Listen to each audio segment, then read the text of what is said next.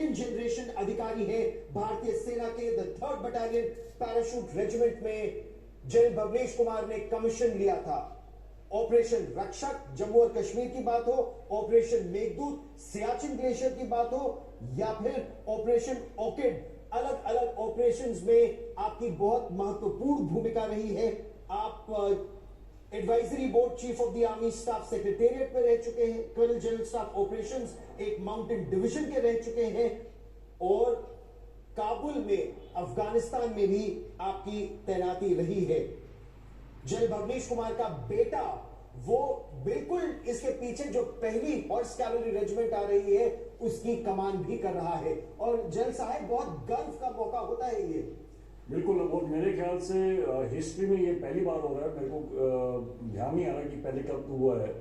तो वो बाप और बेटे ने एक अलग अपनी विरासत संभाली हुई है। राज की परेड उप कमांडर, और मैं एडमिरल सिन्हा इसके बारे में इसीलिए बोलना चाहती हूँ, बिहार से हैं, सेंट माइकल्स पटना के पढ़े हुए हैं, बिनोबली धनबाद के पढ़े हुए हैं। मेजर जनरल सुमित मेहता विशिष्ट सेवा मेडल से सम्मानित हैं, और इस समय आप परेड उप कमांडर के तौर पर उनको कर्तव्य पथ पर देख रहे हैं गुजरते हुए। उनके ठीक पीछे जब आप देखेंगे तो जो परमवीर चक्र विजेता है हमारे देश के, हाँ, अशोक चक्र विजेता जो है, जो जीवित है आज भी, वो सब आपको कुछ ही देर में नजर आएंगे। कर्तव्य पथ की ये सीधी तस्वीरें जो कि आप इस समय आज तक पर देख रहे हैं। गर्व के साथ परमवीर चक्र विजेताओं का जिक्र मैं करना चाहूंगा, क्योंकि मेरा यह सौभाग्य रहा है कि कारगिल की लड़ाई के दौरान 1999 में मैं दोनों से युद्ध के मैदान में भी मिल चुका हूं, और लगभग हर वर्ष उसके बाद उस जमाने में ग्रेनेडियर योगेंद्र सिंह यादव और राइफलमैन संजय कुमार, अब सूबेदार major honorary captain Yogendra Singh Yadav, Param Vir Chakra, और सूबेदार मेजर संजय कुमार, एक 18 ग्रेनेडियर्स के, दूसरे 13 जैकरिफ के, दोनों अब कर्तव्य पथ पर होंगे। युवा जिन्होंने 13 गोलियां खाई, लेकिन देश की रक्षा के लिए वो पाकिस्तानी सेना के उन आतंकियों से लड़ते रहे, पाकिस्तानी सेना के आतंकी कारगिल की ऊंचाइयों पर। हालांकि एक और परमवीर चक्र हैं जो आज भी जीवित हैं, ऑनररी कैप्टन बाना सिंह। सियाचिन के युद्ध में उन्होंने देश को वो बढ़त दिलाई थी जिसकी सबसे अधिक आवश्यकता थी। हालांकि उनकी तबीयत कुछ ठीक नहीं है, आज गणतंत्र दिवस परेड का वो हिस्सा नहीं है, लेकिन इसके साथ ही शांति काल में जो सर्वोच्च वीरता पुरस्कार होता है अशोक चक्र, वो भी आप, यानी सबसे आगे का जो परेड का हिस्सा है, वहां पर आप इस समय योगेंद्र साहब को देख रहे हैं, संजय साहब को देख रहे हैं, साथ में लेफ्टिनेंट कर्नल जसराम सिंह, जो बिल्कुल देखिए उम्र नजर नहीं आती है तन कर जब एक सैनिक खड़ा होता है, और यहां पर जिस तरह से राष्ट्रपति के सामने से परेड का ये हिस्सा गुजरता हुआ, सलामी लेती हुई राष्ट्रपति द्रौपदी मुर्मू और हमारे देश के ये वीर योद्धा जो आज भी मिसाल है, ये आज भी लेक्चर्स के लिए अलग अलग जगहों पर पहुंचकर सैनिकों को प्रेरित करते हैं देश सेवा के लिए।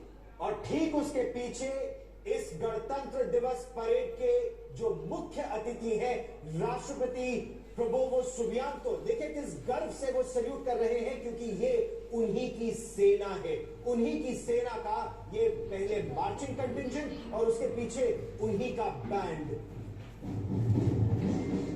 काका लोकनाथा, काका शब्द संस्कृत से आया है, इसका अर्थ है तुरही, जबकि लोकांता ये अर्थ है इसका स्वर्गिक ध्वनि।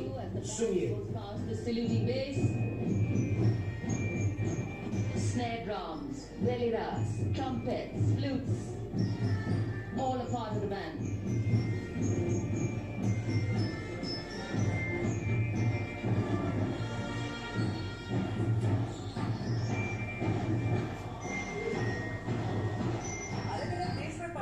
बदल जाती है।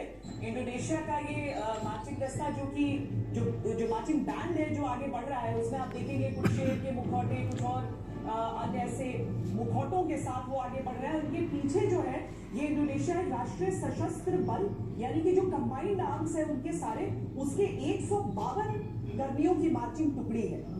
ये एकता और शौर्य का यहाँ पर प्रदर्शन कर रहे हैं, और साथ ही भारत इंडोनेशिया दोस्ती का भी। The marching the Indonesian National Armed Forces भिन्निका Tungal इक्का, जिसका अर्थ होता है विविधता में एकता। कुछ बातें जो हर जगह एक सी रहती हैं, विविधता में एकता, इंडोनेशिया की सेना भी दिखा रही है, क्योंकि उनकी अलग अलग जो सैन्य बल है वो सब मिलाकर ये मार्चिंग दस्ता इंडोनेशिया का बना है। meticulous training, synchronized steps, perfect timing.